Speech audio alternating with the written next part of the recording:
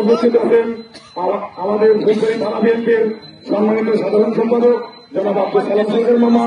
উপস্থিত আছেন ফুলবাড়ী থানা বিএনপির সম্মানিত সাংগঠনিক সম্পাদক আমার সিনিয়র ভাই ইকবাল হোসেন এবং ফুলবাড়ী থানার যুব দলের সিনিয়র যুগ্ম আহ্বায়ক আবু সাহেব ভাই এবং 7টি ইউনিট ফুলবাড়ী থানার 7টি ইউনিয়ন বিএনপি ও অঙ্গ সংগঠনের সকল নেতৃবৃন্দ সবার নাম মেনশন না করার জন্য আমি আন্তরিকভাবে দুঃখিত।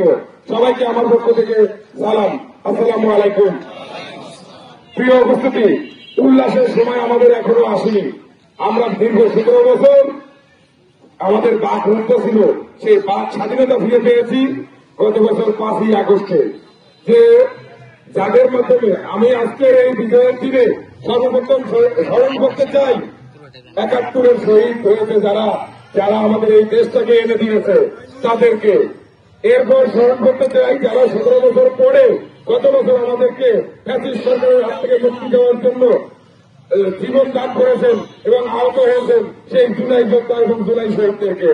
প্রিয় উপস্থিতি, আমাদের উল্লাসের সময় এখনই আসেনি। দেখেন 1 বছর পার হয়ে গেছে সংস্কার বলে চিল্লাইতে কি সংস্কার হয়েছে, আমরা কি পেয়েছি? আসলে আমরা কিছুই পেই নেই। বারবার বলতেছে নির্বাচন ফেব্রুয়ারিতে, কিন্তু আজ পর্যন্ত কিন্তু অফিসিয়াল কোন ঘোষণা দেয়নি নির্বাচন কমিশনকে যে আগামী ফেব্রুয়ারিতে আপনারা নির্বাচনের আয়োজন করুন। একটি অগণতান্ত্রিক সরকার, একটি স্বাধীনতা বিরোধী চক্র আমাদের দেশটাকে অনির্বাচিত সরকার দিয়ে পরিচালনা করতে চাচ্ছে। যারা এই দেশের স্বাধীনতাকেই চাইছে তারা এই দেশে রাজনীতি করে কিভাবে? ওই অনির্বাচিত এবং যারা আমরা তোমায় ভুলি নাই, আমরা তোমায় ভুলি নাই। সরকার যারা পিছন থেকে বন্দির বাণিজ্য চালাচ্ছে, 2 দিন পর নির্বাচন হলে তাদের জন্য বন্দির বাণিজ্য ভালো হয়। এই স্বাধীনতা বিরোধী গোষ্ঠী দীর্ঘ 17 বছর আমাদের সহায়তা ছিল, কিন্তু তারা এখন যা করতেছে সেটা হচ্ছে পিআর পদ্ধতিতে নির্বাচন। ভোট দেবেন ফুলবাড়ীতে, এমপি পাবেন আপনি চট্টগ্রামে, সেই পিআর পদ্ধতিতে নির্বাচন ছাড়া তারা নির্বাচনে যাবে না। কিন্তু আমাদের নেতা কেন আসতেছে না আমরা কি বুঝতেছি কেউ? আমরা এখনো ঘোর অনামিশার অন্ধকারের মধ্যে আছি।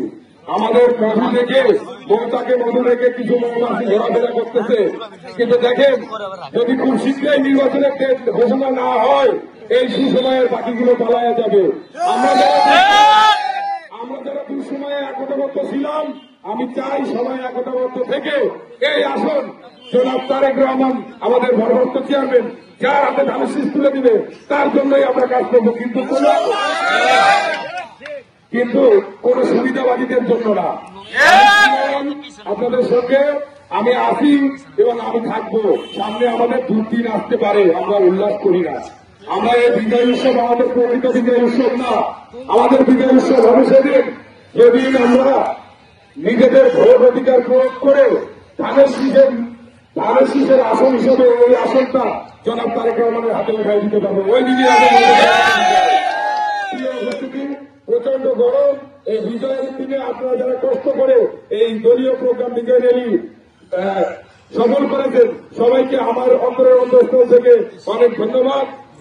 সবাইকে আমার পক্ষ থেকে অনেক শুভকামনা রইল পরবর্তী কর্মসূচিতে। এবং আমার সবাইকে অনুরোধ করবো সজাগ থাকতে, স্বাধীনতা বিরোধী কোন চক্র বা অন্য কোন চক্র যেন আমাদের নির্বাচনকে প্রতিহত করতে না পারে, নির্বাচনকে পিছিয়ে দিতে না পারে। দলের যে কোনো প্রোগ্রামে সবাই একতাবদ্ধভাবে যেন প্রোগ্রাম করে যেন আমরা আমাদের ভোটের অধিকার ফেরত আনতে পারি ইনশাআল্লাহ।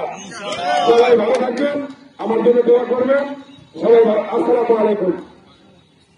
বাংলাদেশ জিন্দাবাদ, শহীদ প্রেসিডেন্ট জিয়াউর রহমান জিন্দাবাদ, শহীদ প্রেসিডেন্ট জিয়াউর রহমান অমর, দেশ নেত্রী বেগম খালেদা জিয়া জিন্দাবাদ, তারেক রহমান পীরের দেশে আগে ফিরে বাংলাদেশে। আসসালামু আলাইকুম।